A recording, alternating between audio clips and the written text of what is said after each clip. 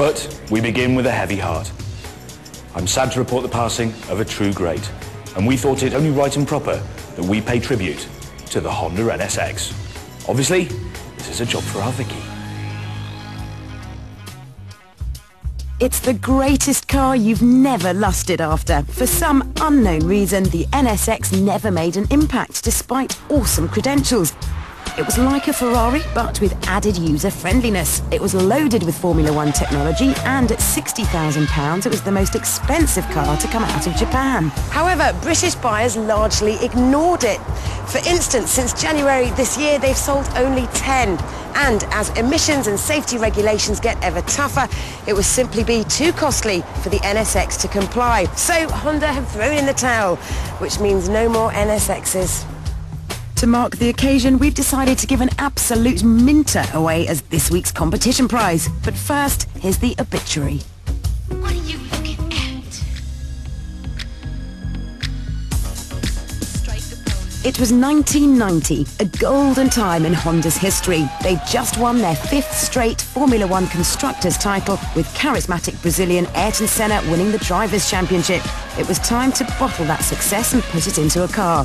The new sports car experimental, the NSX. Senna was on board from the start as the ultimate test driver. He refined the handling and suspension while the engineers set about producing the first all-aluminium body shell. That made the NSX light. It might be long and wide, but it weighs about the same as a Ford Focus. The design was bang on from the word go, so there have only been a few minor changes in the past 15 years, and now there are only 6 new ones left for sale in Britain. It's time for one last spin. It may be light on paper, but there's nothing flimsy about the NSX. It's a meaty, no-nonsense car that, despite all its high-tech stuff, is sensationally simple to drive and fantastic fun. Because the car sits so low to the ground, you're instantly aware of every move it makes. And you get that tingling feeling knowing that you're driving a car that was built exactly how Ayrton Senna wanted it. It has an ideal layout, a mid-mounted engine for optimum balance, and oh, what an engine! It really is a masterpiece, a 3-litre V6 with 4 cams, variable valve timing, titanium conrods and a rev limit of 8,300.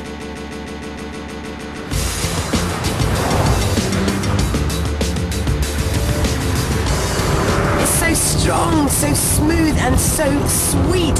I love the way that it starts to bark halfway through the rev range, and you can really feel when those 280 horses really become their most potent.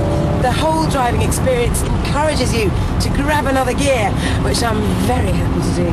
Admittedly, there's no getting away from the fact that this isn't as fresh as today's offerings, but therein lies its charm. It is not intimidating. It is an everyday, take it to the supermarket supercar, but it's still capable of 170 miles an hour. And they were built properly too. The killer proof is that in 1996, the NSX topped a reliability survey alongside a Lexus. Japan's first supercar made the temperamental European opposition look silly. There has been a star-studded list of owners. Ayrton Senna had a couple. Gordon Murray, the designer of the McLaren F1, had one, and Jenson Button's run one as a company car. Tom Cruise, Jack Nicholson, Bill Gates have all had one, and the first one to go to California went straight to Mr. Star Wars, George Lucas. Although my favourite character has to be Winston Wolfe, the super cool Harvey Keitel character from Pulp Fiction.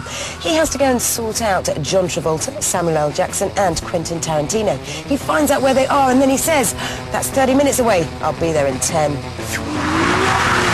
We'll be back in a lot less than 10 minutes when we'll be giving you a chance to join this illustrious company by winning an NSX of your own. Don't go changing.